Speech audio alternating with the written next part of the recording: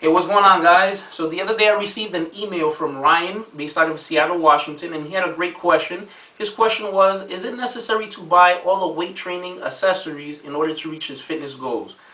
This is kind of a broad question that you're giving me because you didn't state what your fitness goal was, but it really depends on that. I personally do not use weightlifting accessories like weightlifting belts, gloves, or wrist wraps because my personal goal is to become as strong as possible and for my physique to look as good as possible and as balanced out as possible.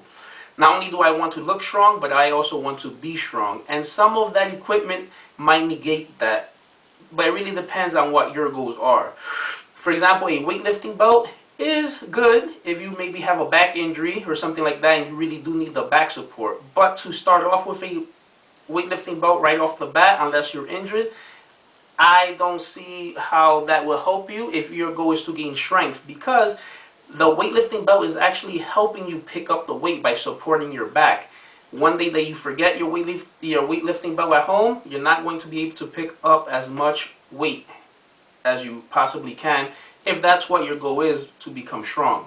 Now, if you're injured, by all means use a belt. But to prevent injury, it can prevent injury, but also since those muscles are not getting really strong, all the minor stabilizing muscles of the back area, you can actually get injured picking up something one day, maybe picking up a heavy box or something because you do not have your belt on. So for that reason, I prefer not to work out with a belt. Will you get injured without a belt? You could get injured doing any type of exercise if your technique is wrong, even if you are using a belt. So you might want to think about that. I personally don't use it. Depending on your goal, or if you are injured, maybe you want to use that weightlifting belt.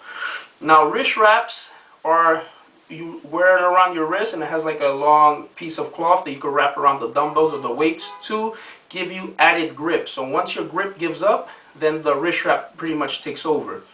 Again, I personally do not use that because I want to make sure I have a strong grip. I don't want to one day forget my wrist wraps at home, then I can't pick up the weight because my forearm is tired. So I personally do not use that. Now, if your goal is maybe to increase a body part that you're lagging in, maybe like back or something like your traps where you need your grip in order to hold the weight, you might want to use wrist wraps. That way, once your forearm muscles get tired, then the wrist wraps could take over. That could be your preference.